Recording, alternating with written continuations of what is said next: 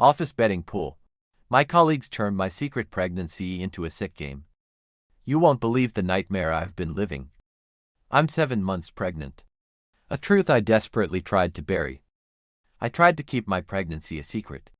But my colleagues and friends started betting on who the father was and even spread harmful rumors. This baby is destined for a loving couple through a closed adoption, a decision I made with unwavering certainty. The circumstances surrounding this pregnancy are the reason.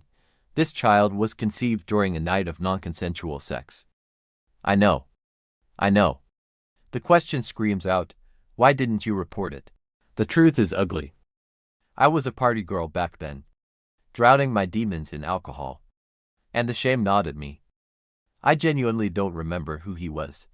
Just fragments of pushing him away. My body too numb to respond. My choice to not press charges. My choice to carry the pregnancy. My choice to give this child the life I can't. These are my private battles. Yet my so-called friends and colleagues have transformed it into a twisted game. I managed to conceal the bump until a few weeks ago, when it became impossible to hide. Curiosity.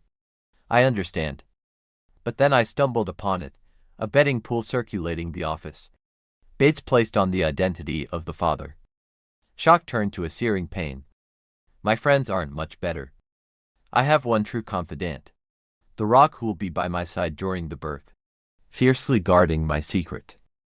But the whispers have started, fueled by speculation. Then came the blow. Karen, a friend's wife, called me, hysterical, convinced her husband Troy was the father. The accusation was so absurd I rushed to her house, needing to deny it face to face. When I refused to divulge any details, reminding her it was none of her business, she unleashed her fury on Facebook, blasting my personal life for the world to see. Some people have been pleasant to my face, but whispers always find their way back to me. Some are even claiming I'm being paid as a surrogate. At least that one isn't painful, but the rumors surrounding my pregnancy are. Yesterday, I was forced to make a public statement on Facebook. Yes, I am pregnant. I am giving a lovely couple the child they have longed for. This is a deeply personal matter, and I ask for your respect. I posted it, then shut it down. I can't bear to read the comments. I'm taking a break from social media, desperately clinging to some semblance of peace. I'm so incredibly uncomfortable with this constant scrutiny. Ironically, I love my job, usually adore my colleagues. I cling to the hope that in a few months, things will return to normal. Strangely, I feel a profound inner peace, knowing that I'm giving this child to two of the kindest people I've ever met, a kindergarten teacher and a social worker. A family who deserves this miracle more than anything. But now I'm begging for your help. What can I say? Something neutral and firm, to silence the speculation without revealing details I'm not prepared to share. Calling the baby a she feels too personal. But the accident sounds too harsh. The only two people who know the full story, my friend and my doctor, immediately questioned why I didn't report the incident. The truth is, I'm drowning in shame and humiliation. I just want it to stop. Part of the problem is that I'm normally very talkative and social. I am in sales, so now that I'm showing, I'm also dealing with these questions from strangers. 2. Should I report the betting pool to my manager? Should I try to laugh it off? Or should I just wait for this whole nightmare to blow over? Dr. I need a polite but assertive way to shut down the endless speculation about my unplanned pregnancy. Update 1. Thank you all from the bottom of my heart for the overwhelming support. After a much-needed cry and several antacids, I went straight to the owner. I laid bare the truth, emphasizing that I desperately needed the lewd jokes and office gossip to stop. It was too much to bear. He listened, hugged me more tears, and told me he was proud of me. He immediately gathered the staff for what he calls a come-to-Jesus meeting. He made it crystal clear, anyone making me uncomfortable about my pregnancy would be fired on the spot. And all the betting pool money was to land on my desk. Pronto. He handled it perfectly, protecting me without divulging any personal information. He even offered me an extra week of paid medical leave, on top of the 2 weeks of unused sick vacation I already have. I texted my friend, giving her the green light to subtly share what happened, hoping the truth, even filtered, might stem the tide of rumors. I even landed a big commission while sitting. Yet, despite how incredible Jim has been, I know I need to escape this town. I'll always be trailer park trash to some around here. My mom died when I was young, and I rebelled, making mistakes that everyone remembers. Despite working my ass off to graduate, climb the ladder to sales lead, buy my own home, and fix it up myself, I'm still defined by my past. I'm dreaming of Oregon or Washington, somewhere beautiful and new. Again, thank you all. I feel a glimmer of hope, something I haven't felt in weeks. Relevant comments. Commenter, your friends and colleagues are awful. Tell people you are not sharing details. End of discussion. You're right. I need to be firm. I do have one decent friend. Thankfully. Commenter, after this is over, consider a fresh start. New surroundings. At least get counseling to deal with the trauma and plan the life you want. I am thinking about a fresh start. Actually, building material sales is my field. I can do it anywhere. I have no family holding me here. My house would sell for double what I owe. I've been researching towns I've always dreamt of. My doctor gave me a referral for therapy, but I dismissed it. Maybe it's time to reconsider. On why she chose not to reveal anything to her friends about her unplanned pregnancy. I really don't want people knowing what happened to me. Like I said in my post, the first reaction was, why didn't you report it? I hate that I didn't. I hate that some guy is out there thinking he can do that. I hate that I used to drink so much. I hate that because I used to drink a lot and hook up a lot, people think so little of me. I just don't want everyone to know. I don't want this little girl to ever find that out. Did Op report the situation to HR? We don't have HR. It's a small outfit. We have an owner, manager, who I really respect and is like a second father to me. I've always been one of the guys about this kind of stuff. I should go to the owner and tell him what's up. I've been avoiding him. I've been avoiding everyone. I don't want pity. But this gossip is even worse. I'm all over the place. Sorry. I'm shutting my office door now. Fighting the worst heartburn I've ever felt. Trying not to cry. OP should consider leaving her job. I still have to work with these guys for another couple of months. Maybe longer. I'm still deciding. They just got their pee-pee smacked by work daddy for being insensitive in a place where we regularly tease each other for everything. They did something stupid, but I still want to get along with them. Update.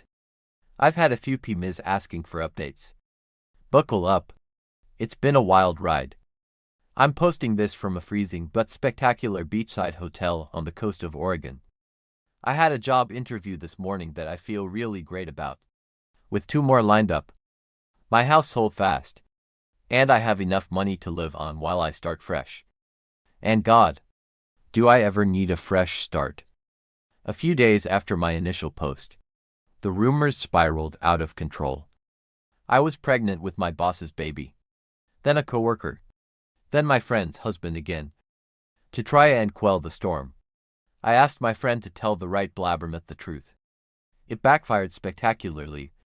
Someone, or some people, I don't know, started posting about me and the baby on Craigslist.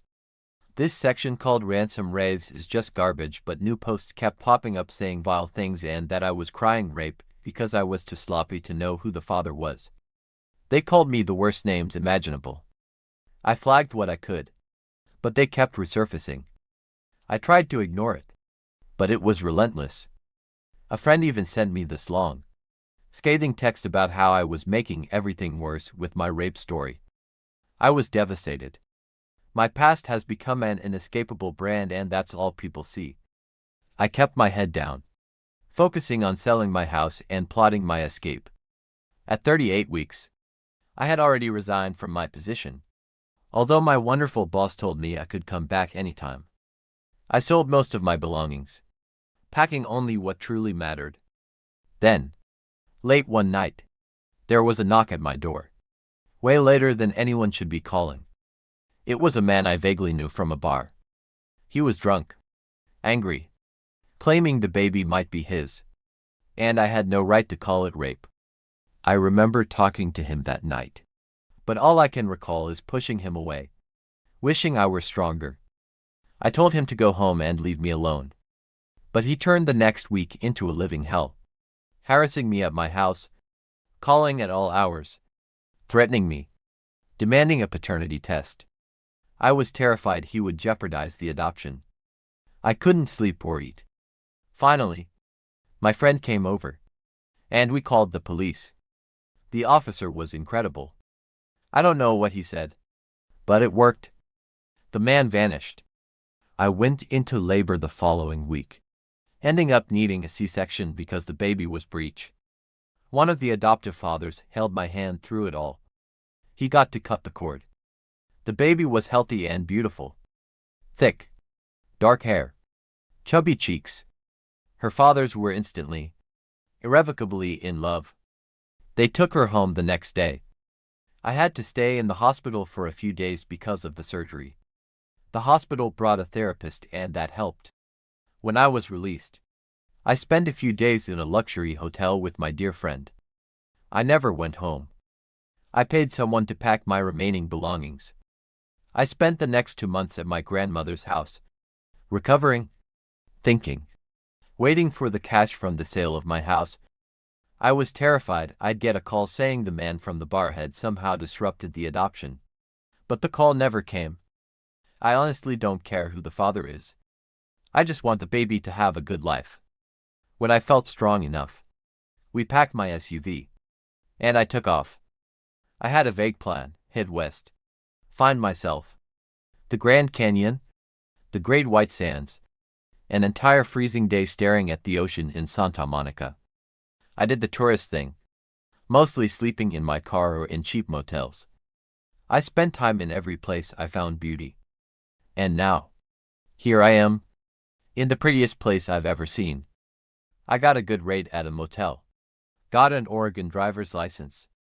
I thought about changing my name, too, but I don't want to erase who I am. Just the pain. Wow. This ended up being a novel. Thanks again. TL. Dr. I endured even more awfulness. Gave birth to the baby. She's with her family and loved, and I'm so glad she's with them. I got the hell out of Dodge and moved from my home. I'm happy. Or at least, I'm working on it. I feel free. Relevant comments. Commenter, op. Moving out of town is the best decision you ever made. Start fresh. Make new social media accounts. Op. Excellent advice. I used to love Facebook. I have cousins I can only really contact through it. But I disabled my account during the Craigslist nonsense. And I don't miss it. I got a new phone number too and only gave it to a few people I want to hear from. I was a little worried about no social media presence and getting a new job. But I'll cross that bridge if it comes up. I have a glowing recommendation for my old job and a proven record of success. That should be enough. Everyone here has been so nice. Not Oklahoma nice. That's just nosy nice. People here are chill and kind-hearted. The manager of the hotel I'm calling home at the moment. She just gives rooms to the homeless when it's cold. Doesn't make a big deal about it either. And the kids at the coffee shop I like are all real artsy and funny. I haven't met a mean or snarky person yet. I know I'm new, but it already feels like home. Should I have handled any of this differently? Based on everything you've heard, do you think I made the right decisions? Especially regarding reporting the initial incident and leaving Oklahoma. I value your honest opinions and would love to hear your thoughts and insights on how you would have navigated this situation. I'm still processing everything, and your feedback would be incredibly helpful as I move forward on this new chapter. Now to the next story. Am I the A for telling my boyfriend I won't follow his family's tradition for naming our child? Original post. We've recently begun talking about marriage and kids. Something we both eventually want to have. The other day a reel popped up on my feed of cute boy names and I saw the name Ever. I thought it was adorable and jokingly told him how it has to be our firstborn's name. He laughed and said he liked it but it'll have to wait for the second kid. I was confused and asked him why. He told me that his family has a tradition that every firstborn boy in the family has the same name. His oldest brother has it, his uncle has it, his grandfather has it, and so on. For the sake of privacy and how oddly unique the name is. I'm not going to say it. I'm not judging in the slightest, but this is a weird name and it's honestly not my favorite. I would never say that to any of his family members. I told him I don't really want to follow those footsteps and he got upset and told me he can't be the one to break the tradition. He told me I was being an A for suggesting anything else. I told him I won't change my mind and we should make it a middle name or find another compromise. Alex has 5 siblings. The tradition will continue if he doesn't do it. And frankly, I think I should get a say in what I name my kid. I told him since I'm the one carrying the hypothetical child for 9 months and it would already be getting Alex's last name, I should have some say in the first name. For Kant. I have 2 siblings, both girls. I'm the youngest and my eldest sisters are both married and took their husbands last. It makes me a little sad that when I marry Alex, my last name will go out of existence. I've talked to him about hyphenating ours. Something he doesn't want to do. But anyways, I really don't want to name our firstborn son, if we ever even have a boy, that name. He thinks I'm whining for no reason, since we don't even have a kid yet and I'm not pregnant. But I think my concerns are valid. I've told some friends about it and most of them think I'm overreacting over something that doesn't even exist yet. So am I the A for telling my boyfriend I don't want to follow his family's tradition? Some of Up's comments. Great conversation to have before marriage and kids. You get to decide if this is a deal breaker for you. What other subjects does he believe you have no say in? Opie downloaded. The thing is, we get along great. We've had minor disagreements, but never argued over anything this big until now. For all the people saying break up, he's really a great guy. He thinks my last name is weird. Which, to be quite honest, it is LOL. It doesn't make me any less sad about eventually losing it. This is our first big argument and I think it's why I'm at such a loss. Commenter. And not even his own name. His big brother's name. Is every kid meant to name their first son that name? All the cousins are Gustavo or whatever. All the sons are supposed to have. His dad wasn't the oldest son. So yes, a bunch of his nephews will all hold the same name at some point. That's what I wondered too. I feel like he doesn't even understand his own tradition. I think it's just one for generation. Not every firstborn to every sibling. That's what I thought too until I met him. It's not a cultural thing. I politely. If it was, I'd be a lot more understanding. It's just an odd tradition. My question is if all his siblings follow this tradition. Won't there be like 4, 5 kids with the same name in the same family within the same age range? That would already have me saying no. Can you imagine going to a family get-together and trying to call for your son and his 4 other cousins to also come running because they have the same name? No thank you. NTAUP. Yes, there would. And I've pointed that out and he's admitted to me that sometimes it was annoying on family camping trips when he yelled his cousin's name and 3 others. Mothers would turn around. Which confuses me because why would he want to continue that? Answers to various questions. We've talked about at least 2 kids close in age later in life. Right now we live pretty close to his family. My family lives on the other side of the country. I've expressed moving closer to my family when I finished nursing school. Something he hasn't expressed disinterest in. His family is very religious while I'm not. Alex isn't really either. And he's moved away as he's gotten older. It's a tradition in your and most family that the kids have a unique name chosen by their parents. LOL, why would his tradition be more important? Why would he unilaterally choose a name?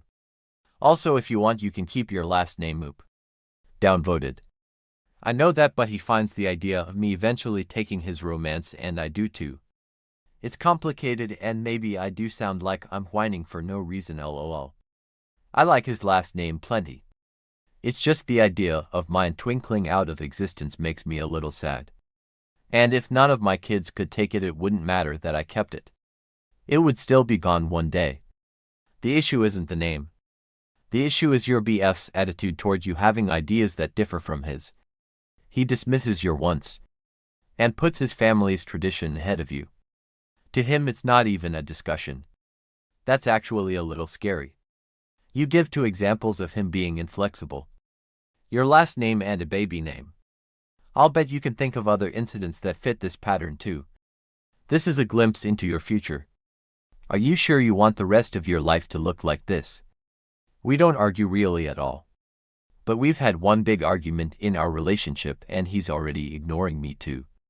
He's been sleeping in the guest room and won't talk to me when I tried to sit down. An hour before I posted this, he texted me saying he needed space, and that was it. I didn't want to lose him, and I didn't know where else to go, so I came here. I just want to thank you all for your comments and support. I didn't know I could get this much advice, and I'm beyond grateful for it. It's given me a lot to think about. Many update in comments. I have no idea how to make an update. But I feel like I owe it to you all to make one when the time comes, so please let me know how. LOL.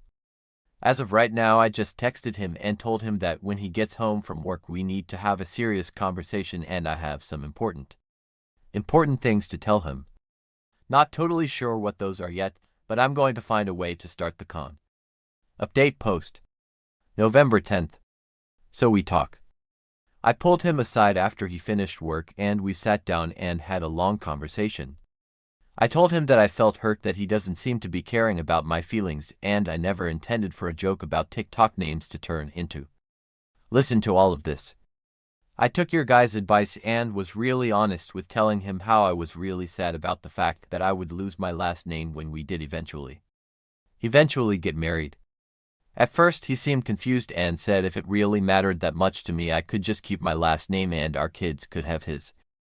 I told him it seemed counterproductive to keep my last name because one day I'd still die and so would the name. He asked me what I wanted to do about it, and we ended up compromising that our first son would have a shortened version of the traditional name that runs. Not a nickname, but we would literally just shorten the name and that would be his. And along with that, when we eventually do get married, we'll hyphenate last names.